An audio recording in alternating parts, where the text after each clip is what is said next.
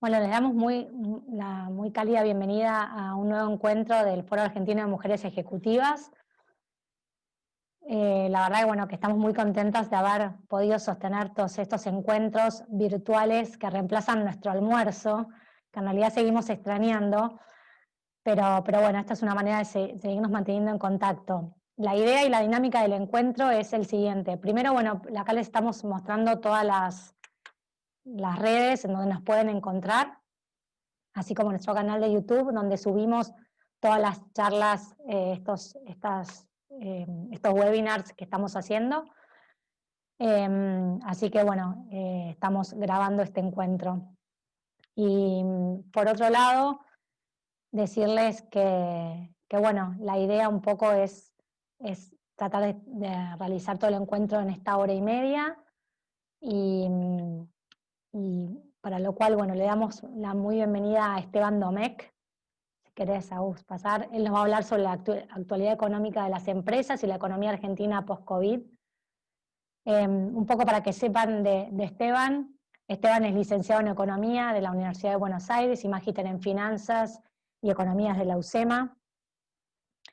Además es director de Inbec Consulting y también consultor de empresas especializados en economía, finanzas y gestión.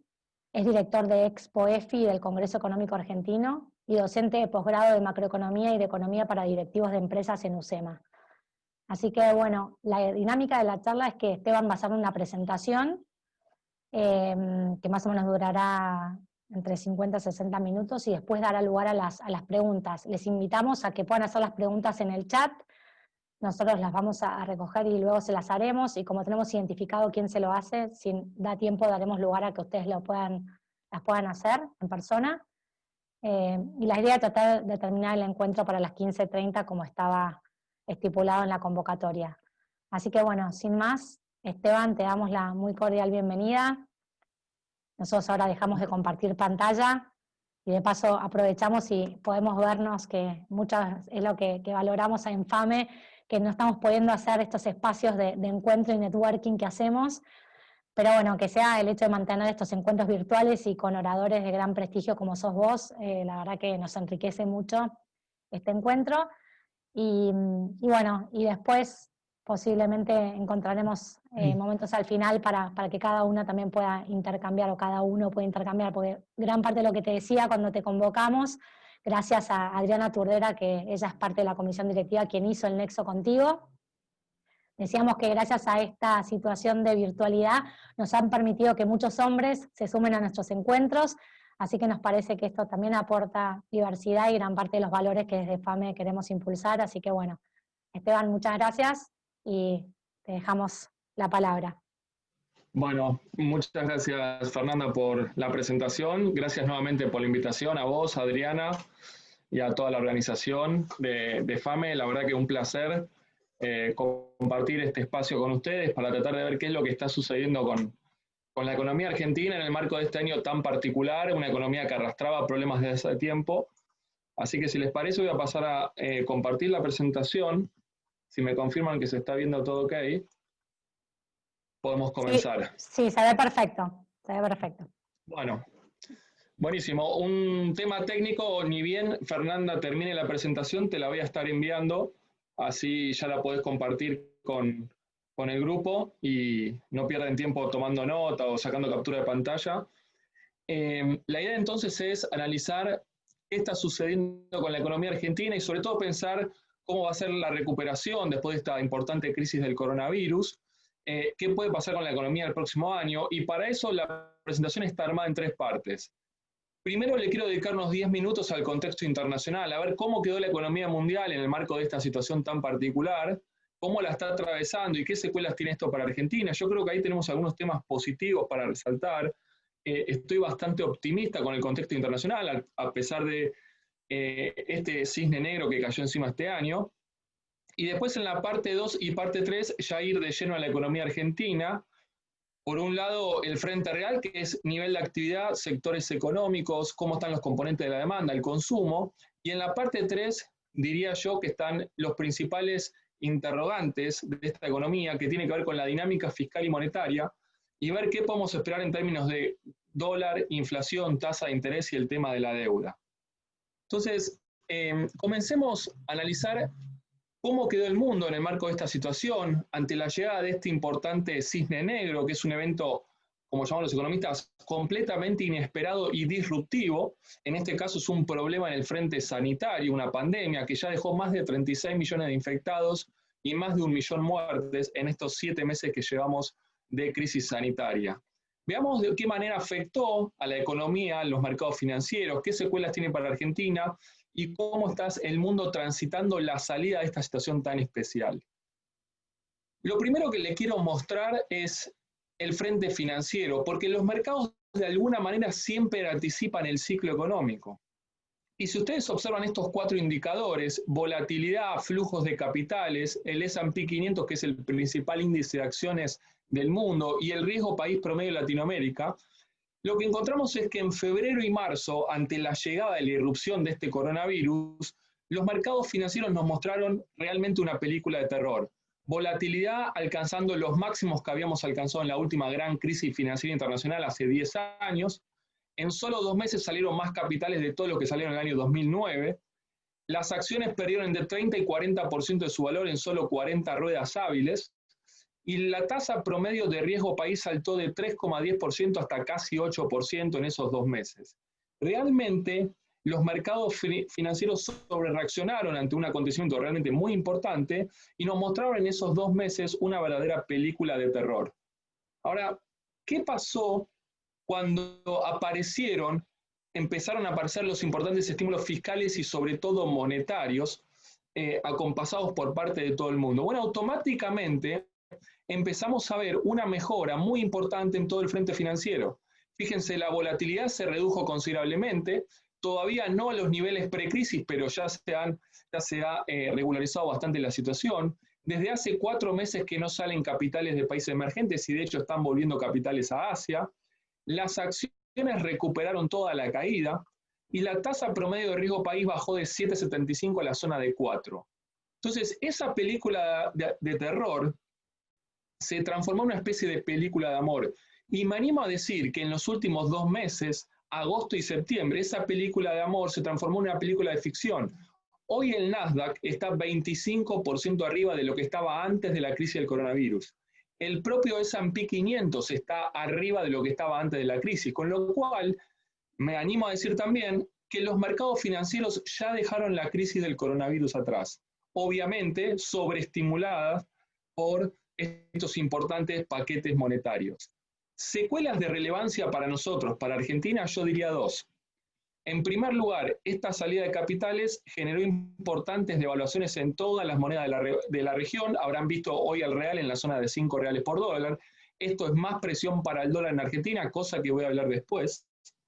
Y en segundo lugar, esta mayor aversión al riesgo, que generó saltos importantes en la prima del riesgo país, complicó la reestructuración de la deuda, que después voy a mencionar también. Ahora, ¿qué pasó con la economía real? Estos son los mercados financieros. La economía real se vio fuertemente afectada cuando se empezaron a aplicar las distintas medidas de aislamiento o de cuarentena. El turismo cayó más del 90% en Japón, la construcción en Reino Unido cayó más del 40%, caída récord. Ventas minoristas en Europa cayendo 11,2% en marzo, también es el peor registro histórico. En China la industria no caía desde enero de 1990, cayó 13,5% en enero y febrero. Algo similar pasó con la industria en Estados Unidos en abril. Y seguramente leyeron lo que pasó en materia de empleo en Estados Unidos, donde la tasa de desocupación saltó de 3,5 a 14,7 en solo 2 meses, superando ampliamente el 10% que había alcanzado a lo largo de 1 año y medio la última gran crisis del 2009. Entonces, lo que vimos es que la cuarentena afectó severamente al funcionamiento del sistema económico y este daño es globalizado y la gran particularidad de esta situación es la enorme desigualdad sectorial. Ahora, ¿qué pasó cuando se empezaron a flexibilizar todas las medidas de aislamiento? Automáticamente también empezamos a notar una mejoría muy significante. Fíjense, las ventas en Europa creciendo 20% en mayo, La industria en China, último dato de agosto, está creciendo 5,6% interanual. Es la velocidad crucero que tenía antes de la crisis del coronavirus. La industria en Estados Unidos se empezó a recuperar también y el desempleo ya bajó de 14,7 a 7,9. El daño fue muy importante, pero empezó también la recuperación en el frente real, claramente a una velocidad mucho más lenta que el frente financiero. Secuelas para nosotros de la economía mundial en el plano real, diría dos. Este año el mundo se quedó sin turismo, con lo cual hotelería, gastronomía, aerolíneas, agencias de viaje, eventos, espectáculos son los sectores claramente más afectados este año. Y en segundo lugar, la recesión global implica menos cantidades exportadas para Argentina, sobre todo productos industriales. Con este cuadro de situación, mercados financieros con una situación muy preocupante en febrero y marzo, recuperación nuevo, frente real se resiente con la cuarentena y empieza a recuperarse más lentamente. La recesión este año a nivel global es inevitable. Este año la economía mundial va a terminar cayendo casi 5%, es una de las caídas más importantes del último siglo. Pero viéndolo en perspectiva, en dinámica, si ustedes observan trimestre a trimestre desde principios del 2019 hasta fines del 2021, el choque, la entrada en el pozo recesivo fue particularmente en el trimestre 1 y trimestre 2 de este año. De hecho, diversos indicadores en el hemisferio norte dan cuenta de que ya en el segundo trimestre la economía estaba en fase de recuperación.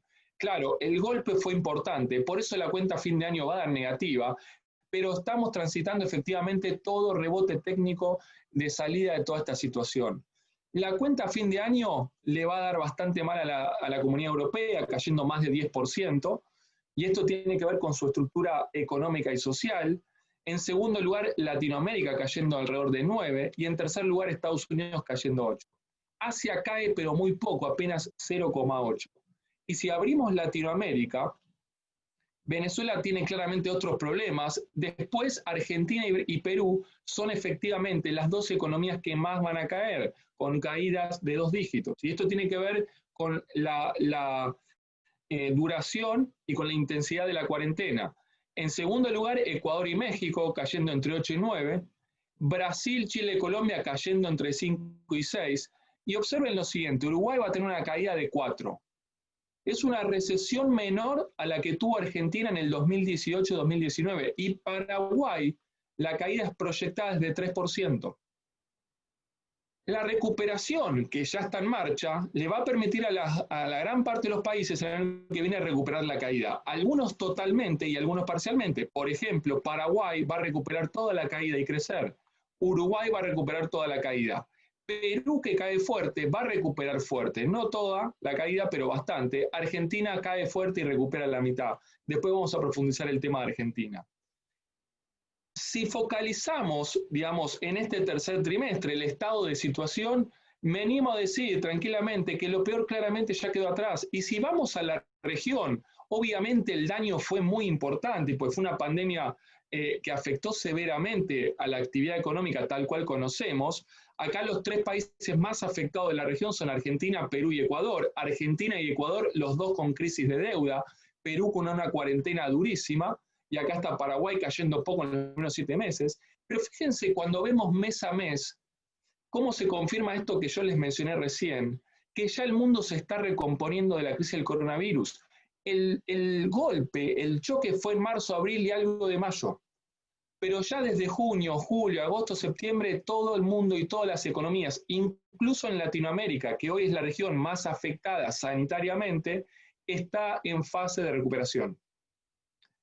Y esa fase de recuperación, y para concluir esta introducción o esta primera parte que tiene que ver con el contexto internacional, obviamente que a nivel global está condicionado por el virus y por la cuarentena. Y cuando uno observa los indicadores de movilidad de las personas que traquea Google con los celulares de cada uno de nosotros, al margen de que este gráfico parece un electrocardiograma, se puede percibir que de manera irregular, pero paulatina y gradualmente, la flexibilización de todas las medidas de aislamiento fueron avanzando en todo el mundo. Y esto es lo que le permite a la economía ir recuperándose. Si ustedes observan Suecia, Francia, Italia y Alemania, hoy ya tienen más movilidad de las personas de las que tenían antes en función de estos indicadores que traquea Google. España, Reino Unido, Estados Unidos, Japón, le falta poco, están -2, -3 o -8%. El hemisferio sur viene corriendo de atrás y los países más avanzados ahí son Australia, Nueva Zelanda, Sudáfrica y Brasil y Ecuador en la región. Y por último, el lote que viene de atrás, Colombia, Argentina, Bolivia y Perú. Si ustedes observan Argentina, el peor momento de la cuarentena implicó una reducción de movilidad de las personas de 57%. Eso se fue a -50% en abril, a -42% en mayo, -38% en junio. Cuando retrocede AMBA en julio, el país promedio queda en la zona de -36, -38, y hoy está oscilando entre -30 y -35. Pero efectivamente se puede observar la flexibilización paulatina a lo largo de todo el mundo, muy despareja por cierto, y esto es lo que le está permitiendo a la economía recuperarse. Para redondear y pensar el escenario que nos queda en estos últimos 3 meses de este año y el año 2021, digamos, es importante decir que hay un escenario más optimista, que es que la vacuna salga antes. Y hay un escenario más pesimista, que es que haya un rebrote fuerte que implique que todas las cuarentenas vuelvan a la fase 1. El escenario base, que tiene mayor probabilidad de ocurrencia, es un escenario en el cual, si bien va a haber rebrotes, no lo suficiente como para que las medidas de aislamiento a nivel mundial vuelvan atrás. Y en ese escenario, la recuperación económica va a seguir avanzando. Primer dato positivo para Argentina. Segundo dato positivo, las tasas de interés y la hiperliquidez va a continuar a lo largo de todo el año que viene y algo del 22, con lo cual tenemos un contexto financiero favorable.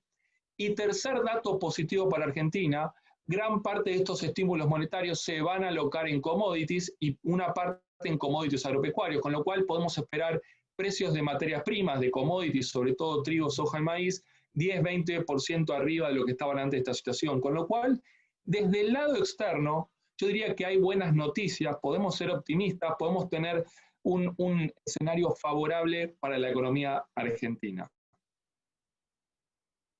Parte número 2. Vamos a ver de dónde veníamos, cómo transitamos este año 2020 y cómo salimos de esta situación tan especial, porque a diferencia del resto del mundo, la economía argentina arrastraba problemas, claramente. Entonces vamos a ver qué implicó esta crisis del coronavirus en el marco de los problemas que arrastrábamos y qué escenarios podemos visualizar hacia adelante. Esta es la evolución del nivel de actividad de la economía argentina desde el 2010 hasta la fecha. Desde el 2011, esta economía dejó de crecer y entró en este ciclo de estancamiento económico. 2012, primera recesión por una sequía. 2014, segunda recesión por una corrección cambiaria. 2016, tercera recesión por otra corrección cambiaria.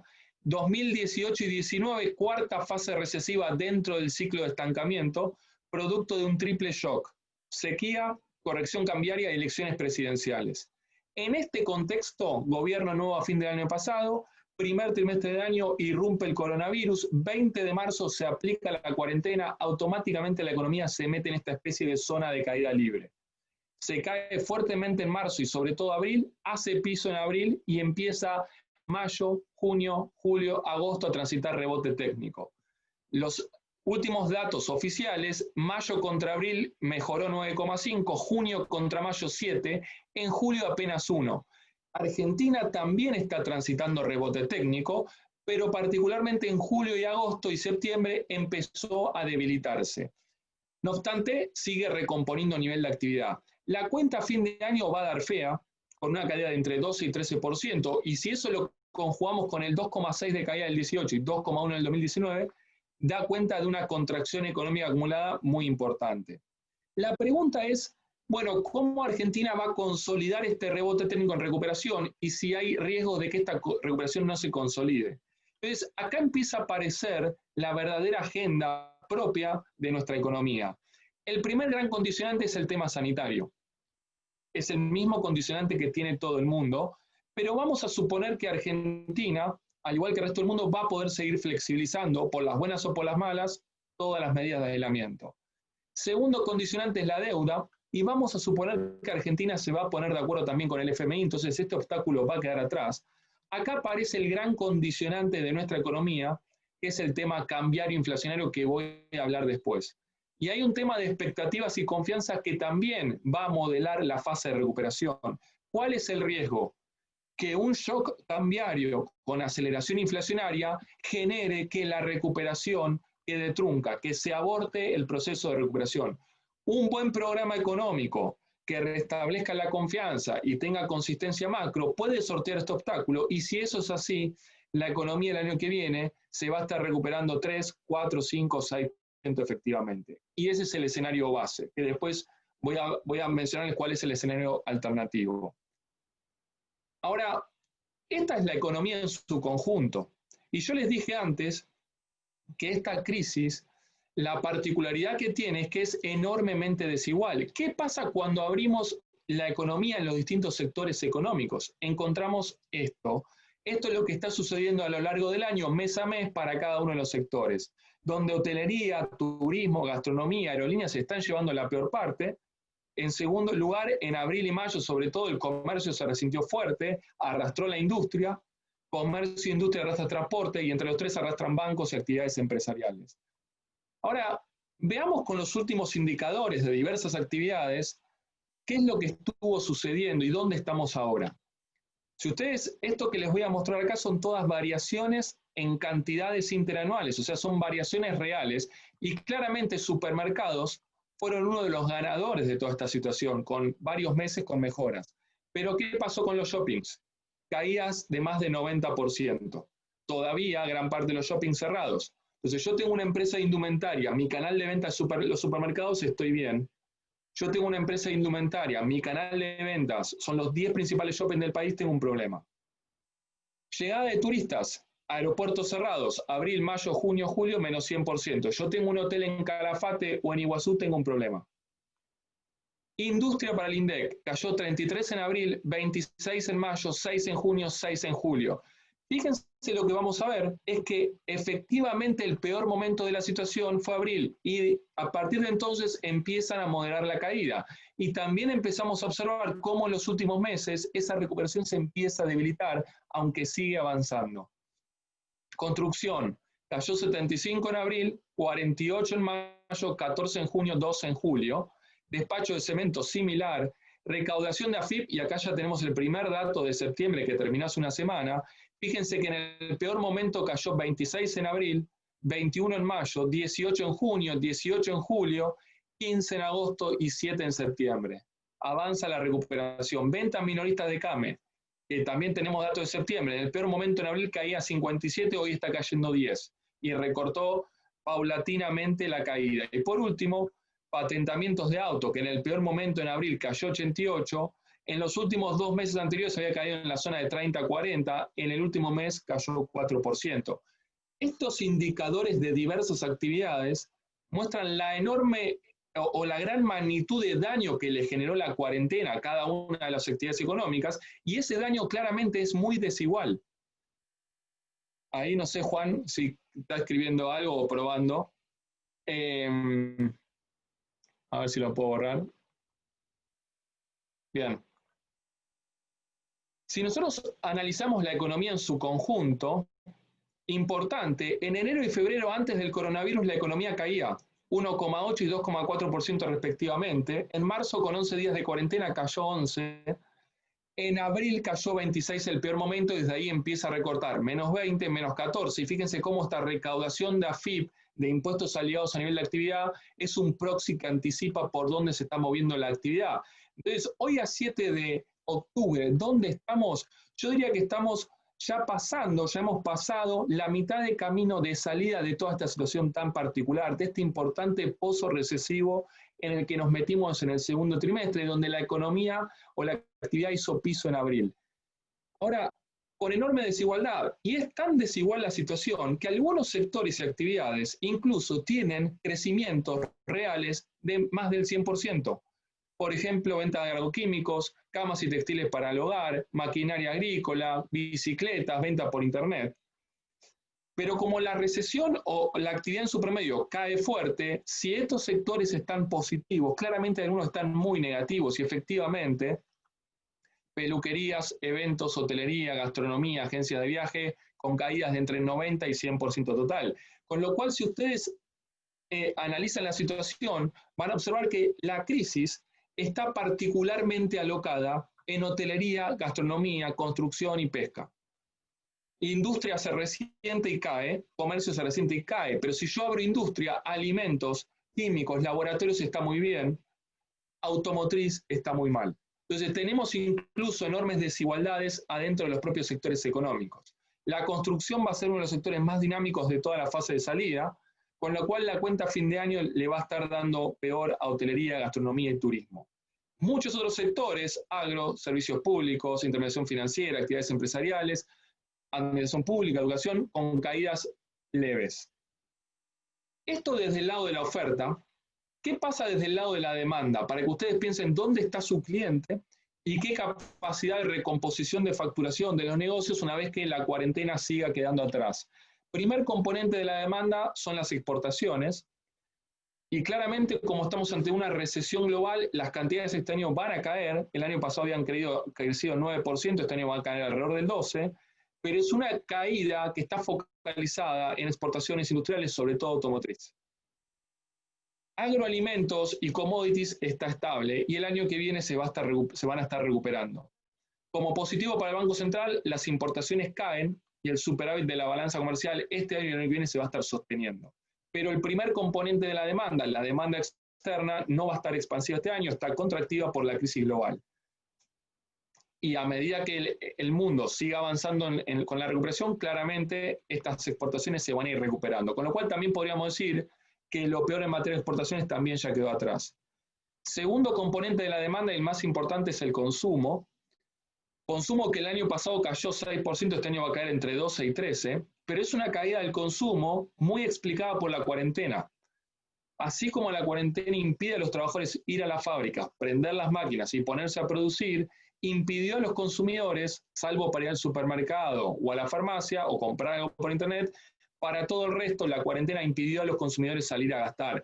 Hay un daño en el poder adquisitivo leve por ahora, hay un daño en el empleo importante, pero la caída la explica principalmente las medidas de aislamiento. Tercer componente de la demanda es la cuenta de inversión y es la que más va a absorber la recesión, el shock recesivo, porque acá se suma la recesión de arrastre, la crisis del coronavirus, la crisis de deuda, la falta de alternativas de financiamiento y todavía una crisis de confianza y expectativas con la economía argentina. Con lo cual, los distintos componentes que hacen la inversión, equipamiento, maquinaria, construcción, etcétera, este año se van a resentir. El único sector que yo veo con muy buen dinamismo de salida es construcción privada residencial, y esto tiene que ver con que con un dólar de 150, tasa de plazos fijos en términos reales negativas, crisis de deuda, gran parte del ahorro macroeconómico, del excedente de los argentinos, se va a volcar a refaccionar un hogar, a construir una casa o fondear un edificio de viviendas residenciales. Cuarto y último componente del gasto, de la demanda es el gasto público, y como es el único componente que puede sostener su nivel de ingresos con emisión monetaria, después vamos a ver qué implica esto, pero va a ser el único que va a poder ponerle un piso a la recesión y amortiguar el impacto, con lo cual va a estar expansivo. Entonces, para redondear esta segunda parte, digamos, la economía que venía con 8 años de estancamiento y 2 de recesión, recibe el shock del coronavirus, se resiente fuertemente en el segundo trimestre, pero hace particularmente piso en abril, con enorme desigualdad sectorial. Ya llevamos 5 meses de rebote técnico, y ese rebote técnico, para transformarlo en recuperación, era condicionado por lo que vamos a ver más adelante, que es el gran obstáculo que tenemos en el frente cambiario inflacionario. Entonces, pasemos a esta tercera parte. Vamos a ver qué es lo que está haciendo el gobierno en el marco de esta situación tan especial, con una economía con enormes fragilidades, vulnerabilidades y desequilibrios, y qué podemos esperar en términos de dólar, inflación y tasas de interés, porque esto es lo que va a sentenciar si la economía va a poder consolidar la recuperación económica o no, y en el final les voy a estar presentando los 2 grandes escenarios que yo estoy manejando. La crisis del coronavirus en términos fiscales es una crisis que genera un enorme deterioro fiscal por partida doble. La recesión contrae fuerte los recursos, porque cae la recaudación de impuestos, en un contexto donde el gasto público aumenta fuertemente para atender social y productivamente a la crisis del coronavirus. Este problema fiscal pasa en Argentina Chile, Alemania, Colombia, Estados Unidos y China. ¿Cuál es el problema de la economía argentina? Que nos agarró esta situación con 10 años de arrastre de déficit fiscal, en un proceso de corrección inconcluso, sin reservas internacionales, sin fondos anticíclicos y en medio de una crisis de deuda. Entonces, toda la región financió este déficit emitiendo deuda a 10 años, pagando el 2 o 3% anual. Eso Argentina no lo pudo hacer. De alguna manera, el sector público en Argentina entró a esta crisis del coronavirus desnudo. Entonces, acá aparece el primer riesgo. ¿Cuál es? El 100% de este agujero fiscal se va a financiar con emisión monetaria en Argentina. Segundo problema, Argentina ya tenía un montón de pesos que estaban excediendo en la economía y un proceso de inflación disparado que ya lleva más de 10 años. En términos de expansión monetaria, solo para que tengan como referencia, en los primeros 9 meses del año, el Banco Central le transfirió al Tesoro 1,7 billones de pesos. Son 6,2 puntos del PBI. Esto es lo que en solo 9 meses le tuvimos que emitir, o se tuvo que emitir para asistir al Tesoro Nacional. Si ustedes observan, es más de todo lo que se emitió en los últimos 4 años anteriores. ¿Cuál es el riesgo de esta gran emisión monetaria? Que hoy la economía, así como a fines del 17-18 había quedado sobremonetizada porque no se pudo hacer la corrección fiscal y se mantuvieron esas LEVACs que fueron creciendo, cuando se cayó la demanda de dinero, eso empezó a hacer saltar el tipo de cambio. En este momento la economía va a terminar con un nivel de sobremonetización muy importante. Estamos prácticamente duplicando la cantidad de dinero en la economía. Está creciendo 88% interanual. Esto es la cara 1 del problema. La cara 2 del problema es que eso se da en un contexto de reservas internacionales a la baja. Fíjense, en el cepo 2011-2015, las reservas brutas cayeron de 49.000 a 24.000. Y las verdaderas, las netas, cayeron de 35.000 a negativo 4.000. Porque el cepo cambiario es muy efectivo para bloquear la demanda de dólares, pero ahuyenta la oferta, las reservas caen. Y eso está pasando nuevamente. Septiembre del año pasado se puso el cepo light, en octubre el cepo hard, diciembre el impuesto país, abril de este año cepo hard 2, mayo el cepo ultra. ¿Qué pasó con las reservas en el año 2020? Cayeron y empezaron a caer con más fuerza en los últimos meses. ¿Qué obligó a hacer, a qué le obligó toda esta situación al gobierno? A profundizar más el cepo, ya un cepo cuasi total, donde solo quedan, si quieren, los importadores de bienes con acceso relativamente liberado. Reservas brutas cayeron de 45.000 a 41 en estos 10 meses, pero las netas cayeron de 11 a 2. Y si neteamos posiciones de oro, reservas netas líquidas hoy está negativa, casi menos 2.000 millones de dólares. Entonces, tenemos acá el doble efecto, duplicación de la cantidad de pesos en la economía, con reservas tendiendo a cero. Es una moneda que se queda sin respaldo. ¿Y por qué caen las reservas? Por el atesoramiento, por los importadores, por los pagos de préstamos e intereses. Y un agravante del último mes empezó el retiro de depósitos de los argentinos. Y esto es un llamado de atención importante, con lo cual, en términos de reserva, estamos llegando a una situación límite. ¿Cómo está ajustando la macroeconomía este desorden monetario? Con brecha cambiaria. La brecha cambiaria, que cuanto más se aprieta el cepo, estos triángulos negros, más está absorbiendo el desorden monetario, se está cargando todo el desequilibrio fiscal y monetario en sus espaldas. Hoy tenemos, el blue subió a 154 hoy, el contado con liqui 152, el MEP 140, 136 el dólar turista, 82 el minorista, 77 el mayorista, 73 el industria, 67 trigo, 51,7 el dólar soja. Yo les pregunto a ustedes cuánto vale el dólar en Argentina, nadie sabe. Y este problema que está generando este desdoblamiento múltiple en el cual la brecha va en aumento por el enorme desequilibrio que va en aumento atrás, está generando importantes distorsiones en todo el circuito de comercio exterior, en el mercado de cambios, y es lo que explica por qué las reservas caen. Si vemos el tipo de cambio real, es importante resaltar que un dólar de 140 o 150 es un dólar súper alto, de overshoot exageradísimo, y deja a la economía argentina como la más barata del mundo. claramente da cuenta del enorme problema que tenemos atrás. El dólar de 4 pesos, cuando salimos de la convertibilidad a plata de hoy, es 132, con lo cual ya pasamos el dólar de overshoot de salida de la convertibilidad. Vale decir también que si uno observa los 70 y los 80 y la magnitud del desequilibrio fiscal y monetario van en aumento, esta brecha va en aumento y hay combustible suficiente como para que el dólar paralelo siga subiendo fuerte. Del otro lado, el dólar que estaba bien para el presidente hace 12 meses en 65, a plata de hoy es 85.90, no 74, con lo cual tenemos una apreciación del tipo de cambio oficial, pero yo creo que se ve fuertemente agravado por el esquema de desdoblamiento múltiple. La curva del dólar futuro hoy, ROFEX, marca 85 a fin de año, 97 a marzo, pero hoy está muy condicionada por las intervenciones del Banco Central, que quintuplicó los contratos abiertos en los últimos 6 meses. Con lo cual, el Banco Central interviene en el spot y pone controles de cambio y está pisando la curva de dólar futuro. Entonces, acá está la llave de la economía argentina respecto a si va a poder consolidar o no la recuperación económica post-coronavirus. Y yo acá estoy visualizando 4 posibles desenlaces en términos de qué puede suceder con el tipo de cambio, y eso va a sentenciar qué pasa con la inflación, qué pasa con los ingresos reales y qué pasa con la recuperación económica. Y tengo, si quieren, 2 escenarios optimistas y 2 pesimistas.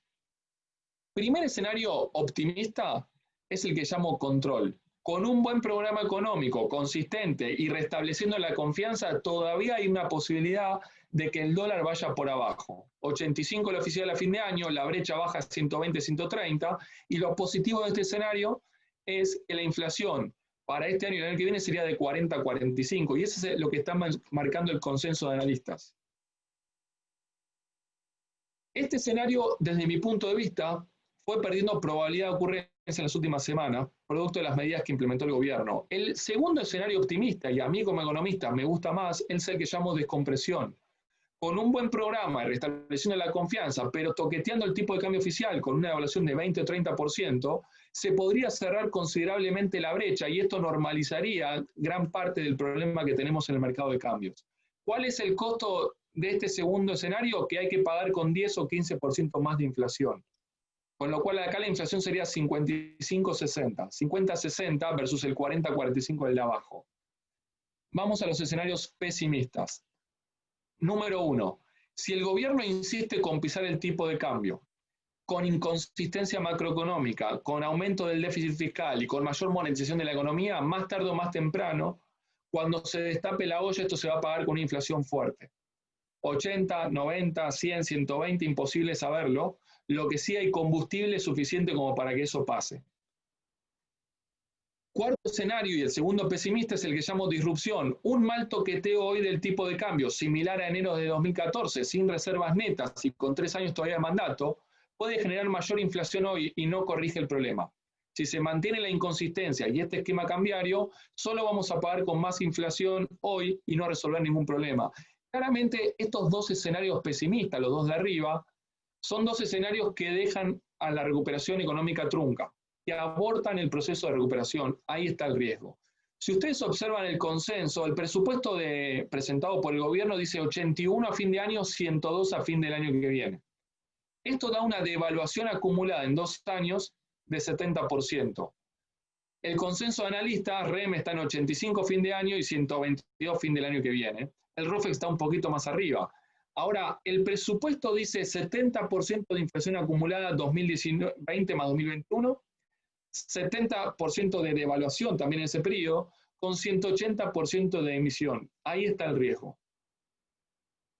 En función de estos 2 escenarios, esto es lo que viene sucediendo con la inflación, fíjense acá cómo el ancla cambiaria y tarifaria contienen una inflación en la zona de 40%, que para la magnitud de los acontecimientos, producto del coronavirus y estas anclas, es una inflación muy elevada. Entonces, hacia adelante, ¿qué puede suceder? Si se puede controlar el problema cambiario, la inflación va a ir por abajo, 40-45. Ahora, en la medida que nos vayamos a los escenarios de dólares alternativos, la inflación va a ir para arriba, y esto es lo que está ganando más probabilidad de ocurrencia. Entonces, en el escenario optimista la inflación va a ser 40-45, en el pesimista puede ser 60, 80 o 120. Ahí está la incógnita. Y con este nivel de inflación, las tasas de interés en Argentina también van a ir para arriba.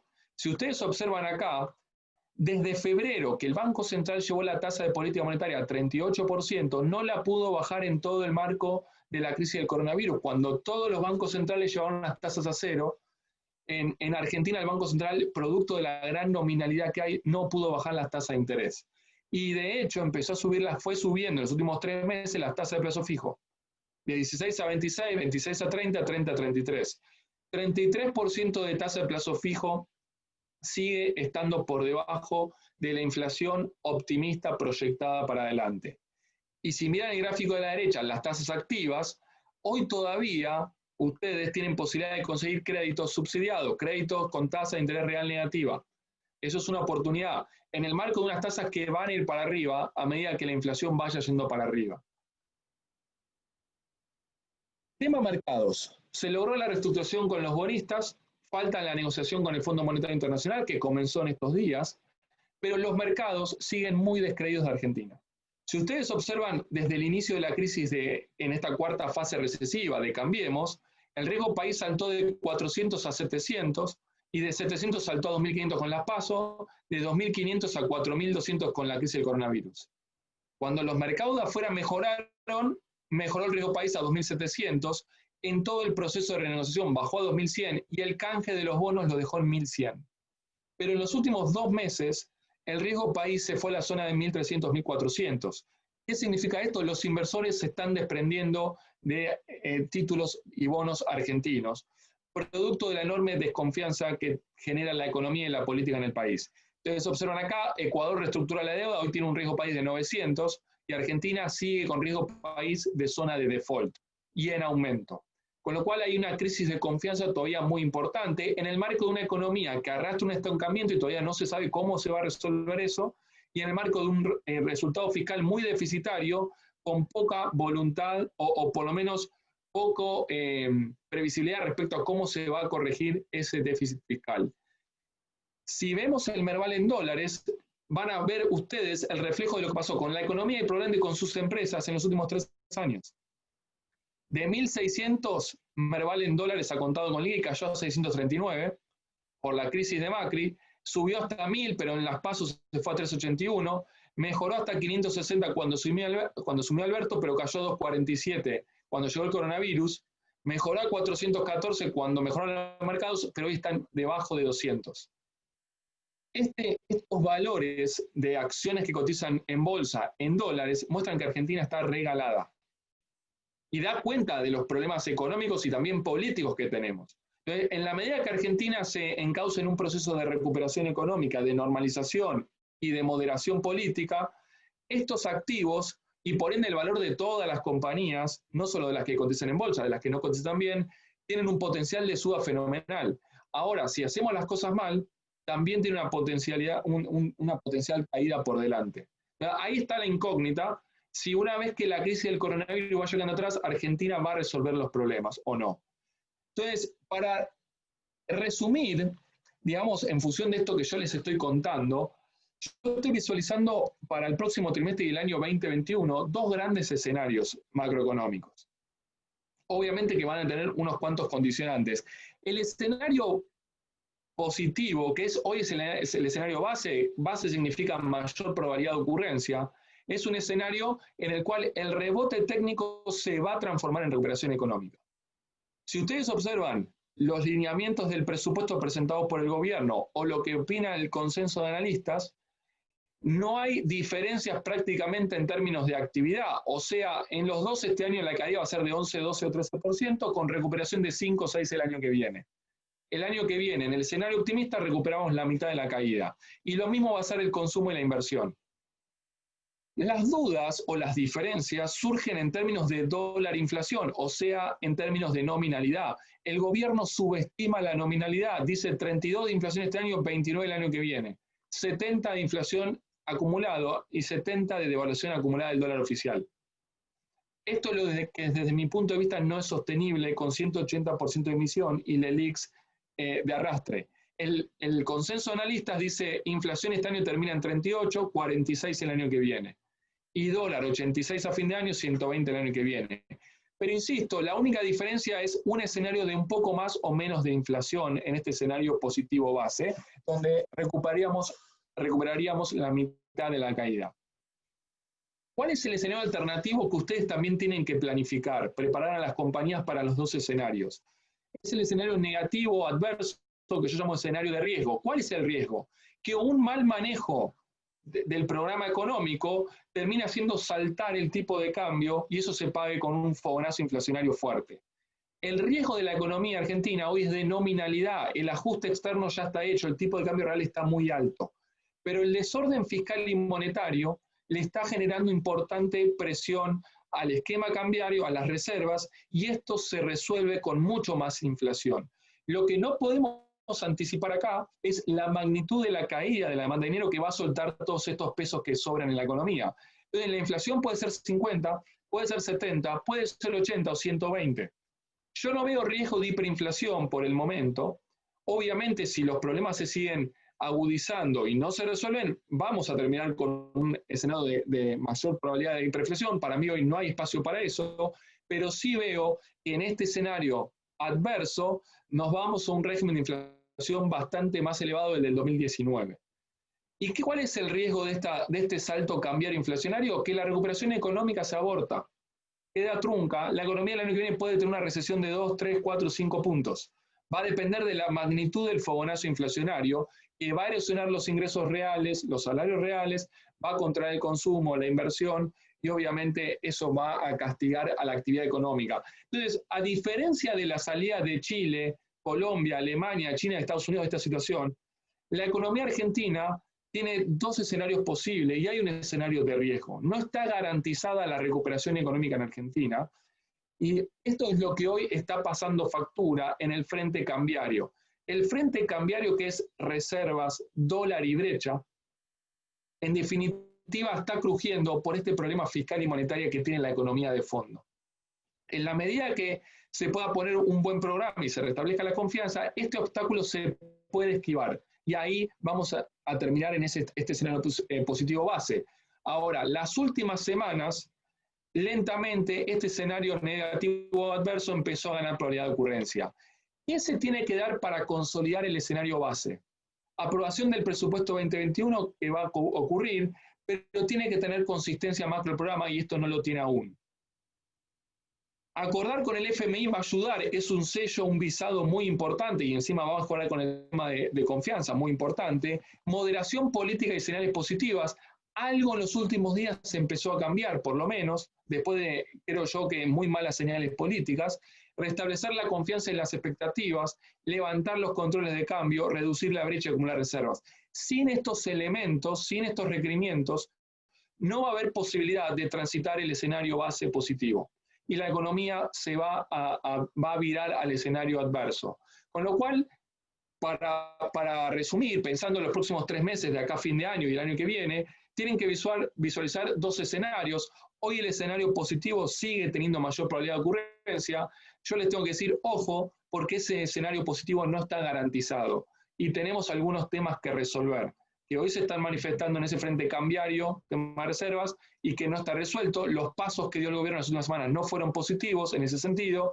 Esperemos que en las próximas semanas que tenemos por delante acierte con el diagnóstico, la instrumentación, mejoren las señales, pongan consistencia macroeconómica en el plan y empiecen a restablecer la confianza.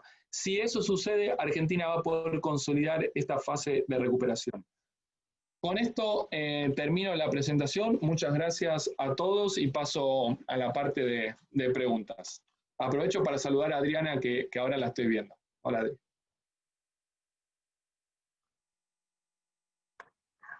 Muchas gracias, Esteban. La verdad que excelente presentación, muy clara, muchos conceptos distintos, así que bueno, te agradecemos mucho. Teníamos acá una pregunta en el chat que en realidad la hace Ricardo Baquer. No sé, Ricardo, si querés desmutearte y hacer la voz directamente, hacérsela a Esteban, te cedemos la palabra. Sí, gracias. ¿Qué tal, Esteban? Hola, Ricardo. Un gusto. Hipofame, muchas gracias por la invitación. Creo que lo que te estoy preguntando, Esteban, es, vos planteás los escenarios, llamémosle el positivo o el más negativo, pero la corrección real debería venir de un cambio, llamale de actitud, es decir, la mentalidad de este gobierno de alguna manera no parece proclive a incentivar la inversión, la actividad privada, y por eso se mudan las empresas locales, se mudan las empresas internacionales, nadie abre un kiosco o toma un empleado. Y mi temor, pero ojalá que puedas darme otra visión, es que están tan sesgados por la ideología que eso no va a cambiar. Y muchas de las cosas que deberían hacerse para corregir esto deberían estar vinculadas con aceptar que el mundo es diferente a como se lo imaginan.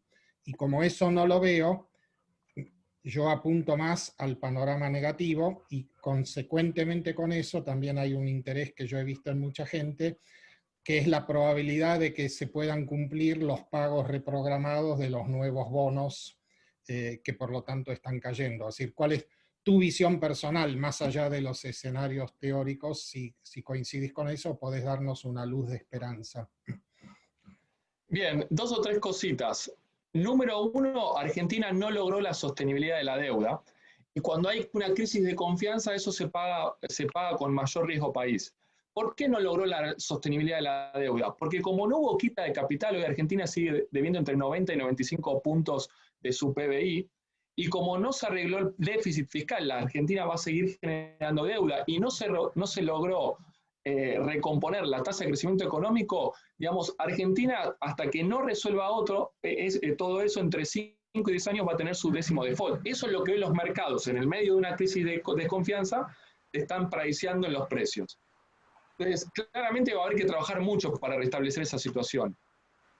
Con respecto al tema político, digamos, y económico de más largo plazo, que es lo que hablamos cuando hablamos de inversión, yo separaría entre el corto y el mediano y largo plazo, porque el corto plazo, la agenda de la economía argentina es la agenda de la recuperación económica, y eso es lo que yo les presenté recién. ¿Cuáles son los dos escenarios de recuperación económica? Que no tiene nada que ver con la agenda de crecimiento económico, y eso es hablar de largo plazo. Entonces, yo podría decir, la recuperación económica, si vos sorteás el obstáculo cambiario inflacionario, con o sin ideología pro empresas, pro mercado, etcétera, la vas a tener igual. Lo que sí, Ricardo, si vos en algún momento no destrabás lo que necesita la inversión, claramente esa recuperación vuelve a chocar en el ciclo de esta inflación que tenemos de hace 8 años. Entonces, ese diagnóstico o esa lectura la pongo en juego si tenemos que hablar de Argentina por los próximos 3 o 5 o 10 años. Y aparece claramente esa situación. ¿Dónde está mi esperanza? Es que en que la magnitud de las restricciones y los desequilibrios prácticamente te obligan a hacer lo que hay que hacer. Acá no hay ningún tipo de espacio para no hacer los deberes, no hacer las cosas bien. En el 2011-2015 vos tenías ese espacio. ¿Cuál era ese espacio? 35.000 millones de dólares de reservas netas y un viento de cola que se estaba yendo. Entonces, con déficit fiscal, con una economía sobremonetizada, con riesgo de aceleración inflacionaria, sin reservas, con crisis de deuda, estás, como dije antes, desnudo. Y cuando estás desnudo tenés dos posibilidades: o te vestís o te tirás por el precipicio. Entonces, yo creo que en ese sentido la política en Argentina, que tiene sus problemas, no es suicida. Entonces, ahí, si querés, radica mi última esperanza. Entonces, hoy uno ve y dice, bueno, empezaron a hablar con el FMI, hicieron un giro con el tema de Venezuela, empezaron con reuniones con los empresarios. Entonces, de alguna manera saben que no tienen espacio. Ahora, si lo van a hacer o no, no lo sé, porque no estoy en la cabeza de los que gobiernan. Una cosa que nos juega negativo es este ciclo electoral cada 2 años, pero esto también nos empieza a jugar positivo, porque ahora necesitamos consolidar la recuperación y ya estamos a 1 año de elecciones legislativas. Entonces, esas malas señales que vimos hace un par de semanas, señales políticas, que empezaron a afectar negativamente, yo creo que a poco deberíamos empezar a ver un viraje, y eso debería empezar a alinear o guiar el proceso de recuperación. Muchas gracias. Muchas gracias, Esteban. Acá en el chat siguen las ponderaciones y lo claro de tu presentación, y en lo personal me parece que agradezco que siempre puedas como poner una luz en el camino, a pesar de toda la situación, tratar de buscar a ver cuáles son los caminos posibles. Y en torno a más preguntas, acá Andrea Grobo Copatel, que está acá, te cedo la palabra, André, por si querés hacer tu pregunta. Dale. Bueno, algunas amigas que me conocen, sobre todo Diana, saben que estoy tratando hace tiempo de estudiar el presupuesto, por este tema del déficit fiscal que acumulamos y entender dónde estamos invirtiendo o gastando y qué podemos reducir, porque yo digo que si no siempre apuntamos a ver cómo generar más ingresos, y me puse a estudiar el fin de semana y algunas ideas me van tirando algunas amigas, y encuentro dos cosas que quiero rechequear con vos. El primero, el 44% del presupuesto 2021 es seguridad social, trabajo, bueno, 44%. Ese 44%, no sé ni leer los 8 billones del total del presupuesto, lo divido, suponte, por 15 millones de personas a las que le estará llegando esa ayuda, y digo, están recibiendo 23.000 pesos por mes. Primer punto. Analicemos si eso es lógico, correcto o está bien. Yo entiendo que hay mucha gente que tiene que recibirlo y qué sé yo, pero entender esos números para mí es importante. Y el otro segundo punto, que sé que no es tan relevante, pero sí es simbólico, términos que usa mi amiga Diana, es simbólico, yo también hago el cálculo de cuánto cobran los senadores y los diputados, y si no me equivoco, y hago bien el cálculo, son más o menos 300... entre diputados y senadores 330, cuando divido el monto del presupuesto, digo, hay algo raro, 8 millones de pesos por mes me da. Pero no lo sé, como la verdad que es la primera vez que me siento a mirar con detenimiento el presupuesto, quiero entender si esto es así, qué es lo que estamos analizando del presupuesto y si son números que están bien apuntados, para ver desde qué lugar podemos colaborar en tirar ideas de dónde podemos reducir el gasto también, porque uno, cuando necesita equilibrar las cuentas, puede generar más ingresos, pero también puede trabajar para ver cómo reducir los costos, los gastos. Y ahí, bueno, estas eran las dos preguntas que te quería hacer. Hola, hola Esteban. Mira, Hola, yo coincido con Andrea porque la pregunta mía iba ahí, porque escuché que en el mes de septiembre el déficit fiscal coincidió con el número de los IFE. Entonces quería completar con eso que también me preocupaba. Bien. Efectivamente, el 40% del gasto del sector público nacional es gasto previsional, donde ahí principalmente tenés jubilaciones y pensiones. En este año en particular, hay por el IFE una asistencia mucho más importante, yo estimo en el orden del 14% del gasto aproximadamente. Sí. Ahora, Andrea, sinceramente es una discusión que llevaría días, semanas y meses, y es obviamente un problema que se ha venido acumulando a lo largo de las últimas décadas en Argentina. Digamos, y déjame decirte que el problema fiscal en Argentina no termina en el sector público nacional, tenemos que agregar provincias y municipios. Cuando hoy uno agarra los 3 niveles de gobierno, en el marco de esta contracción económica que generó el coronavirus, eso poco que se había reducido en términos del tamaño de la economía, el peso de todo el sector público de Argentina, de 3-4 puntos del PBI, este año aumentó y más. Hoy la mitad de la economía la mueve el sector público. Y eso es consumo público, inversión pública, intereses y transferencias. Gran parte del gasto público son transferencias. Entonces ahí tenemos un problema. Porque corregir eso tiene no solo, obviamente, impactos sociales, tiene impactos económicos, macroeconómicos, porque yo tengo que desafectar un componente de la demanda y eso económicamente es contractivo. Entonces, la cirugía que tenemos que hacer no solo es social, sino económica. El problema es que si no lo haces, esta economía no va a poder dejar atrás esta inflación, porque atrás de ese 50% del sector público vos tenés recaudación, impuestos. Entonces, eso es lo que termina asfixiando al sector privado. Y eso es lo que cuando cayeron los precios de los commodities dejó a esta economía en la banquina sin poder moverse. Ahora, digamos, el hecho de analizar o discutir si un sueldo de un legislador tiene que ser 10% más o menos, digamos, es un debate interminable. Acá hay que hacer algo de fondo. ¿Cuál es ese algo de fondo? Yo lo pienso así.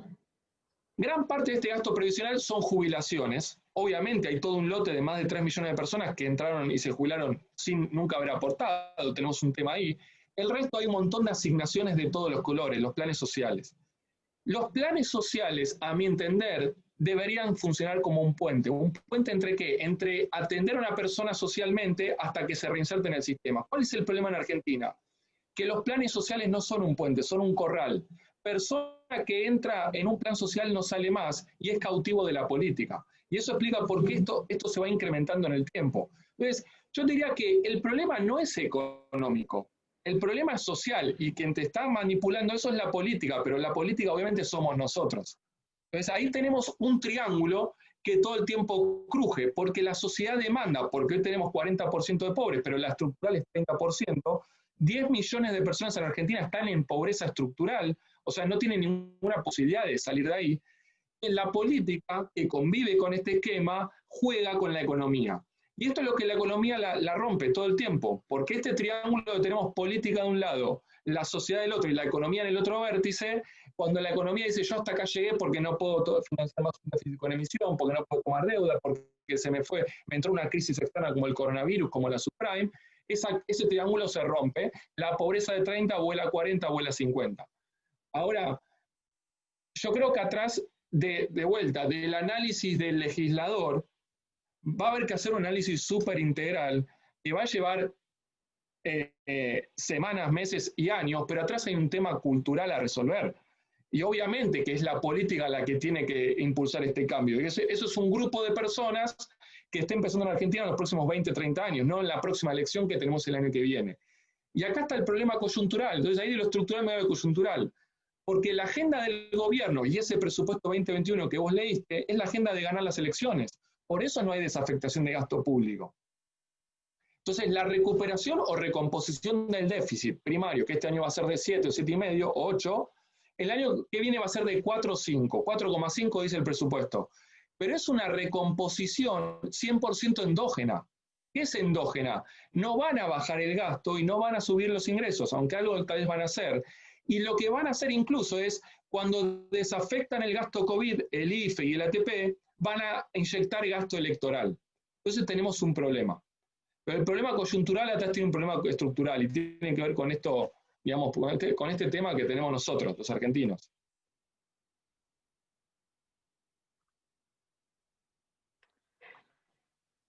Clarísimo. Bueno.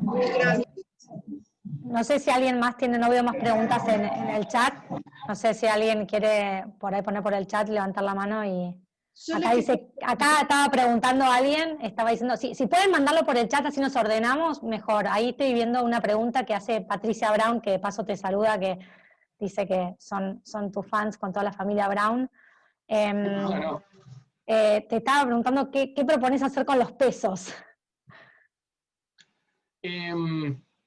Supongo que la pregunta no es a nivel empresarial, sino que a nivel personal, porque son dos respuestas distintas. Sí o sí tienen que buscar cobertura cambiaria y o inflacionaria. Cada uno sabrá cómo hacerlo, pero sin lugar a dudas, en los próximos 6 meses, todo tiene que tener cobertura. ¿Cómo puedo conseguir cobertura inflacionaria? Con fondos como una inversión que atrás tengan instrumentos que ajustan por 0 por UVA. Si ustedes entran, por ejemplo, a Santander Río, hay un fondo renta fija pesos, que muy importante no son los fondos de money market, de fondos de dinero. Todos esos fondos vienen perdiendo contra la inflación en estos meses y van a perder fuerte si acelera la inflación. Hay algunos que tienen casi todos instrumentos indexados. Si quiero buscar cobertura cambiaria, o convalido un 150 de dólar contado con liquidación o 140 de MEP, o voy con un instrumento de dólar link, privado o público. Digamos, cada uno de estos instrumentos tiene distintas pros y contras. Cada uno evaluará cómo pasa la noche, cómo duerme mejor. Si uno tiene el sueño liviano, diría, convaliden el dólar 140. ¿Esto de qué va a depender? De la probabilidad que ustedes vean que el gobierno hace las cosas bien o mal. Si hacen las cosas bien, para mí hay mucho espacio en Argentina para converger un tipo de cambio de 90 a 100 y cerrar la brecha cambiaria. Te los digo porque alguien que compra 140 va a decir, pero Esteban, le pifié. Ahora, si hacen las cosas mal, ese dólar corre arriba de 200, pero tranquilísimo. Entonces, evalúen ustedes si políticamente están confiados o no y después, de vuelta, cómo les gusta dormir, cómo les gusta pasar la noche. Y en función de eso, tomarán más o menos riesgo. Lo que sí, digamos, esquiven tenencias de pesos y plazos fijos a tasa fija, sí o sí. Muchas gracias, Esteban. Tenemos otra pregunta de Fernando Galassi. Fernando, ¿querés desmutearte y se la haces vos directamente a Esteban? Estás muteado, estás muteado. Hola. Sí. Hola Esteban, buenas tardes a todos. ¿Cómo están? Hola, Fernando. Bueno, mi pregunta viene un poco relacionada a la anterior respecto a los pesos, pero ahora desde el punto de vista de una empresa importadora. ¿Cómo prevés el panorama para nosotros, los importadores? Considerando también que nuestro ciclo de operación suele ser extenso, meses de esperar para llegar a mercadería y recién ahí poder pagar, debido a las normas que también tenemos de los bancos, no poder realizar pagos anticipados. Entonces, actualmente estamos con los pesos esperando a que arribe la mercadería y recién ahí poder pagar, considerando una posible devaluación o una disparada del dólar, como mencionabas. ¿Qué alternativas es posible para cubrirnos de esa situación? Tenés dos alternativas. Fondos que tengan atrás instrumentos dolarizados, muchos dollar link, que los tenés. Digamos, por ejemplo, el Santander también tiene uno de sus fondos que casi todo está dollar link o sintético, lo que llaman sintético de ROFEX. La alternativa es invertir en instrumentos atados en pesos y comprar dólar futuro. Entonces vos te haces ahí un sintético. Si salta el oficial, va a saltar el futuro y vos vas a tener la cobertura ahí. Son más alternativas no vas a tener hoy para cubrirte. Pero sin lugar a dudas que tenés que tomar uno de los dos caminos, vas a tener que elegir. Yo te diría que cualquier instrumento dólar link, bueno, ahora está el gobierno mismo empezando a emitir bonos atados a la evolución del tipo de cambio oficial, eso te van a dar la cobertura. Lo que no te garantiza es que puedas acceder a las importaciones el día de mañana. Y algo que no mencioné en tema de importaciones, este equipo económico tiene una visión muy estructuralista de la economía. Hay algunos sectores que al margen de que el problema coyuntural del dólar se empiece a quedar atrás, probablemente tengan complicaciones a la hora de importar. Entonces habrá que ver si estás en uno de esos sectores. Ahí tienen todos los números del sector automotriz, algo de indumentaria, algo de plásticos. El resto debería fluir. Pero bueno, para proteger los pesos, a la hora después de salir a importar, fíjate, en función de con qué banco trabajes o qué sociedad de bolsa, cuál es el fondo que te da máxima cobertura cambiaria. Y si no te convence, pone fondos con cobertura inflacionaria, o sea, que tenga atrás bonos que ajustan por ser y comprar dólar futuro. Hoy la curva de dólar futuro está totalmente desarbitrada. Digamos, el Banco Central quintuplicó los contratos abiertos, está muy pisada, con lo cual no hay espacio para que vaya para abajo. Entonces, en ese sentido, no creo que te equivoques. ¿Y ves posible un desdoblamiento también del tipo de cambio para importadores? El mercado de cambios hoy ya tiene un esquema de desdoblamiento múltiple implícito. Digamos, para el gobierno es la mejor alternativa. ¿Por qué? Porque los desdobló no solo 2 tipos de cambio, 10 tipos de cambio y bajo un esquema de impuestos y retenciones. Para mí este fue el gran error de política económica, este esquema cambiario implementado en diciembre del año pasado. Y esto es lo que explica por qué Argentina pierde reservas. Pero si vos me preguntás, Esteban, ¿vamos a un desdoblamiento donde solo va a haber 2 tipos de cambio, comercial y financiero? Sí puede ser factible en un esquema de transición nada más, para empezar a converger los tipos de cambio y hacerlo paulatinamente. Y ahí, respecto a tu pregunta, obviamente que a la hora de pagar importaciones vos vas a estar por el comercial, pero habrá que ver qué pasa con los activos financieros, que obviamente van a ir todos por el financiero. Yo lo veo, si ocurre, como un esquema de transición, pero hoy yo no lo veo. A este equipo económico no. Ahora, si cambia el equipo económico mañana, puede ser un puente, puede ser una transición. Ok, muchas gracias. De nada. No veo más preguntas en el chat. No sé si alguien quiere hacer alguna pregunta más. Yo hice un comentario. Yo acabo de votar el referéndum de Italia. Estoy en España, ¿no? Y es la disminución de los cargos públicos, senadores y diputados. ¿Crees que algo así funcionaría allá en Argentina? No, porque la magnitud o la proporción del gasto político en Argentina es obviamente que como gesto acompaña, pero la magnitud del gasto político en Argentina es menos del 1%, si yo voy a ver cuánto representan los legisladores. Entonces, no cambia la ecuación. Digamos, acá tenemos más de 20 millones de personas que están recibiendo algún tipo de cheque o asistencia por parte del Estado. Entonces, acá el problema es muy de fondo, muy estructural, es muy grande. Si acá no hay un puente, una transición para transformar plan social en empleo privado y de calidad, no tenemos manera de dejar atrás este problema. Muchas gracias, Esteban. De nada. Bueno, Esteban, y quizá un poco bueno, acá veo que van haciendo algunas preguntas, pero varias tienen que ver con esto que vos estás nombrando respecto a que el panorama político y sobre todo las facciones que hay dentro de la coalición gobernante, como que eso condiciona mucho. Y quería hacerte un poco esa pregunta, porque nosotros vemos, vos contaste que algunos casos como Perú, por ahí, que también tienen ciertos problemas de corrupción, o mismo Brasil, por más que tiene una economía mucho mayor, y también tuvieron ciertos problemas políticos, es como que no les afecta tan directamente. ¿Por qué crees que hay una diferencia en ese caso de economías como la de Perú, que por más que es chica crece, aun cuando tiene problemas políticos, o la de Brasil, más allá de que su tamaño es diferente? Pero ¿qué crees que puede llegar a pasar? Y un poco linkeándola con esta pregunta que hacen acá respecto de las facciones dentro de la misma coalición gobernante. Es una pregunta muy interesante, y obviamente yo de política sé poco y nada, pero lo que yo pensaría es lo siguiente. Un sistema político define un sistema económico. ¿Qué es un sistema económico? Un conjunto de reglas de juego. Y ese conjunto de reglas de juego define incentivos y define o termina determinando o dando resultados. ¿Cuál es el problema que yo veo particular en Argentina? Al margen del sistema político, porque en Estados Unidos se cambian entre republicanos y demócratas. Yo les pregunto a ustedes, ¿qué cambia en Estados Unidos? Nada. Entonces, el problema acá es que están completamente rotas las reglas de juego. Que cuando vos tenés rotas las reglas de juego, no sabés la cancha, cuáles son los límites, no hay árbitro, el árbitro cambia un día para el otro, y eso es lo que marea a los jugadores. No es el sistema político en sí, sino cómo el sistema político instrumenta el sistema económico en este sentido de regla de juego. Entonces, acá hemos visto en las últimas décadas, en los últimos años sobre todo, que han pasado por arriba las reglas de juego, y en el marco de la crisis del coronavirus hemos tenido también señales muy negativas en este sentido. Entonces, eso hace que estemos todos completamente desorientados. Por un lado vemos al referee que está desorientado, y todos los días nos dice una cosa diferente, entonces uno se paraliza.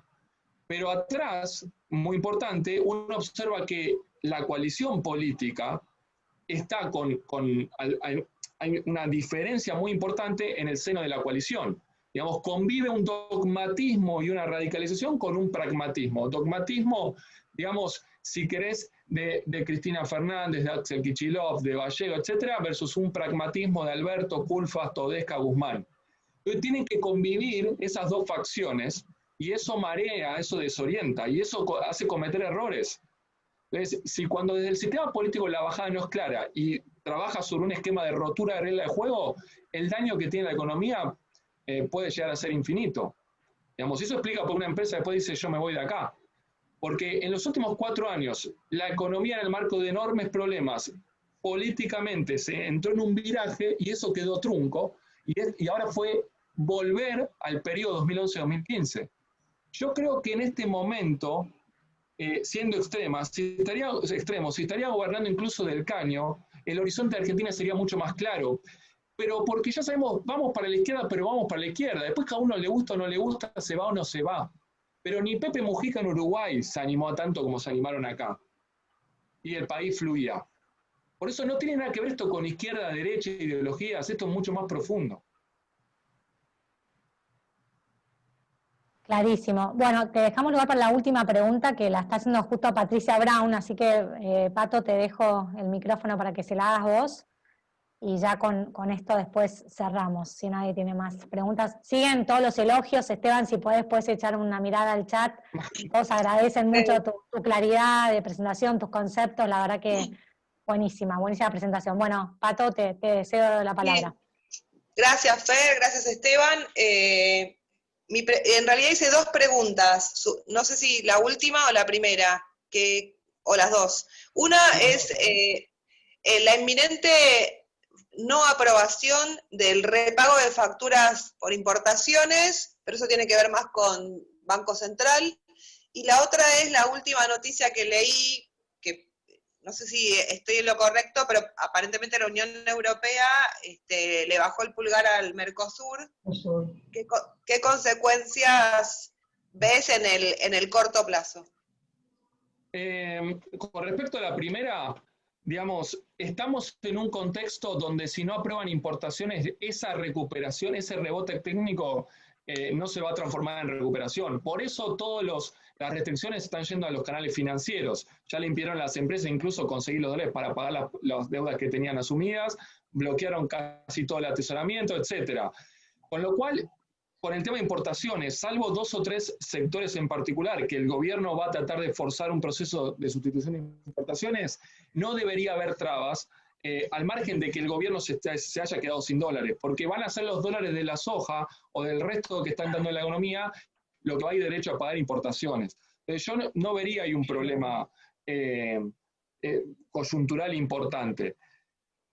Con respecto a lo de la Unión Europea, en el corto plazo nada, porque para mí eso iba a llevar mucho tiempo. Sí, desde el punto de vista de una oportunidad de mediano y largo plazo, creo que es algo negativo, pero esto es como uno piensa en la economía, y obviamente hay otras voces que van a decir esto es positivo. Desde el punto de vista del gobierno de Alberto Fernández y de cómo piensa esta coalición, ya te digo que es positivo de entrada. Se sacó un problema de encima para ellos. Pero bueno, habrá que ver si efectivamente se cae o no, qué hace Brasil en el marco de esta caída, si decide cortarse o no y armar, porque eso sí puede dar complicaciones. Pero hoy el mundo está sacudido por el coronavirus y estamos dejando atrás eso. ¿Por qué lo digo? Porque el coronavirus mata todo, mata populismo, mala praxis, sequía, problemas cambiarios. Ahora, coronavirus sale del juego y estos temas empiezan a aparecer. Para mí, coronavirus termina de irse del mundo a fines del año que viene. Yo le dije, ya estamos transitando recuperación y todo esto va a seguir avanzando. Ahora, ¿por qué es importante? Porque cuando se vaya esa tormenta, lo que vos hagas hoy va a determinar cómo recuperás y cómo creces en los próximos 5 o 10 años. Entonces, desde ese punto de vista, para mí, Patricia, por como yo pienso en la economía, es negativo. Pero no tiene nada que ver con el corto plazo. Te lo quiero separar porque es muy importante qué implicancia tiene el corto plazo. En el corto plazo, ninguna. Pero en el largo plazo, es negativo. Bueno, Esteban, te despedimos. Le paso la palabra a Adri, que fue quien te hizo el link para que estuvieras acá, así te puede despedir. Adri. Bueno, buenas tardes a todos. Disculpen que entré más tarde, pero tenía reunión de uno de mis grupos Vistas, en donde además tuve el placer de conocer a Esteban y transitar muchos años juntos. Así que Esteban, como siempre, un placer escucharte. Sos, además de ser un hombre muy inteligente, es una gran persona. Así que para mí un placer haberte también acá. Un beso, mi querido. Bueno, muchas gracias, Adri. Gracias a todos. Aprovecho para saludar a Diana, que ahí también la estoy viendo. Gracias, Fernanda. Ahora en breve les estoy enviando la presentación y bueno, a disposición. Gracias nuevamente a todos. Muchas gracias. Tenemos muchos desafíos. Tomo las palabras de Paola Mancera que puso en el chat. Tenemos un gran desafío por delante y tener un buen diagnóstico es clave como línea de base. Así que te agradecemos muy especialmente tu presentación y tu presencia acá. Y a todos los despedimos a todos, los esperamos en nuestro próximo encuentro. Gracias a todos, me encanta decir todos, porque la verdad que gran cantidad de hombres participaron todo hoy, así que desde FAME estamos muy, muy contentos de poder seguir teniendo este espacio y son todos muy bienvenidos siempre. Muchas gracias, Esteban, nuevamente, y gracias a todos. Chau, chau. Chau, chau.